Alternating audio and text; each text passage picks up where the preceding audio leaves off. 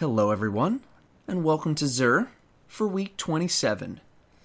He's located next to the Vanguard, chilling down low, and I think some people are going to be happy. Maybe not everybody, but a good amount of you. Starting down low with telemetries, we have Scout Rifle, Machine Gun, and Rocket Launcher telemetries. Level up those weapons faster. Emerald Coil and Void Drive for upgrading those rare blue quality Sparrows. And Heavy Ammo Synthesis, 5 of them for 1 strange coin. Good time to stock up. Titans. You get an insurmountable Skull Fort, 108 Discipline being a slightly above average stat roll. This Helm is not amazing. Melee hits replenish grenade energy is Replenish health when you pick up an orb is with the main bonus essentially giving you transfusion and allowing you to respawn with full melee energy, which seems more of a PvP thing, in which case the Titan melee is probably the worst melee overall. This Helm is great for Crota, I will say that. It's very heavily focused on keeping you alive, but beyond that, this Helm really does not get much use out of me. In fact, it gets 0 use out of me. Transfusion is almost always a default pick for Striker Titans, at least it is with me, so there's no urgency for me to wear it, since I already have Transfusion. If you're having trouble surviving Crota, maybe pick it up, otherwise you can skip it.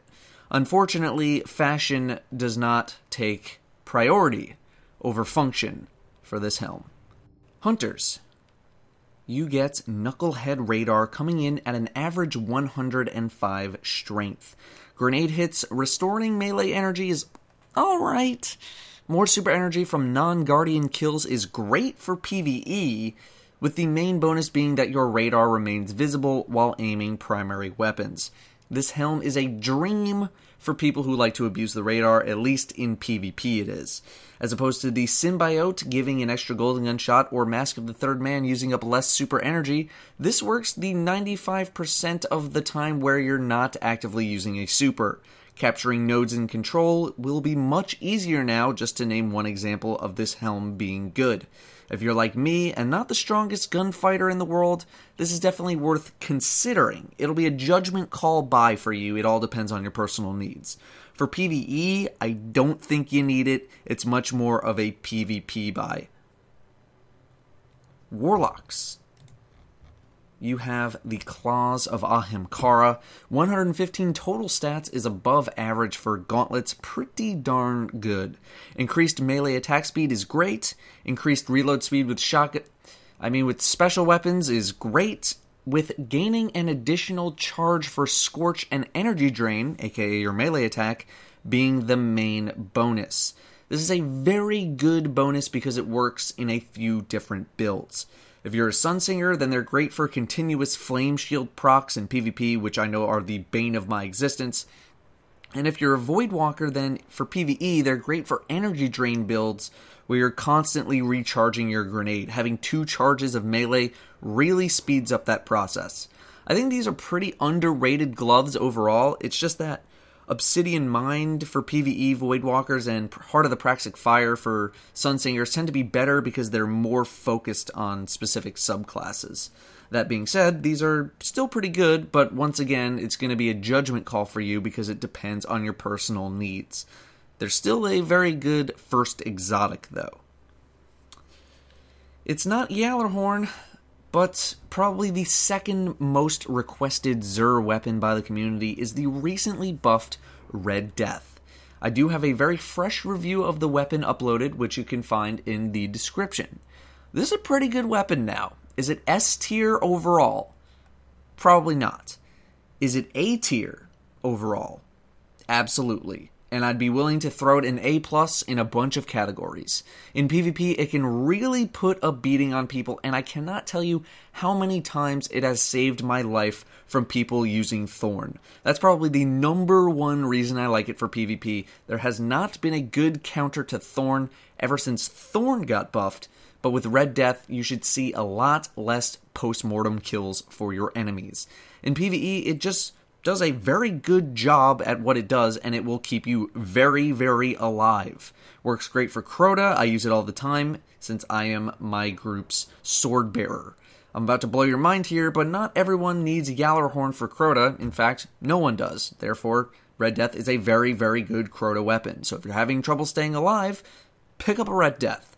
Either way, I definitely think this is a weapon that everyone should at least try out for themselves to see if they like it. It's a very good first exotic as well. I would say buy it. Exotic Helm is the engram of the week. Anyone looking for a Helm of Saint 14, Obsidian Mind, Symbiote, or Mask of the Third Man should consider a purchase. Moving to the armor upgrades. Hunters, you have Mask of the Third Man and Lucky Raspberry both coming in at way above average in their stat rolls. Mask of the Third Man with 122 intellect and Lucky Raspberry at 160 intellect. Priority is going to go to the Third Man, but Raspberry is not very far behind it. Titans have Helm of Saint 14 and Helm of Inmost Light. Saint 14 with a stupid high 124 intellect roll and Inmost Light with a below average 96 strength roll. Priority definitely going to Helm of Saint 14, no question. Warlocks get Light Beyond Nemesis and Sunbreakers. Light Beyond Nemesis coming in at an even stupider high of 126 strength, with Sunbreakers at a pretty below average 93 intellect. Judgment Call priority, neither are particularly high priority. Weapon upgrades, we have Hard Light, Red Death, Universal Remote, Plan C, Patience in Time, and Truth. PvE priority is going to be Red Death, Patience in Time, Plan C, Truth, with Universal Remote and Hard Light coming up last. Had a lot of people say I did not give enough credit to Universal Remote last time it was on sale, especially with the recent shotgun buff. I guess I was maybe a little harsh on it. It's usable to an extent, but I'm not breaking it out for hard mode Crota or certain Nightfalls. It's a fun, doing bounties, screwing around weapon, but when it's time to get serious, I don't really consider it. Anyway, that is Xur for week 27. Have a great weekend, everyone, and I will see you next time.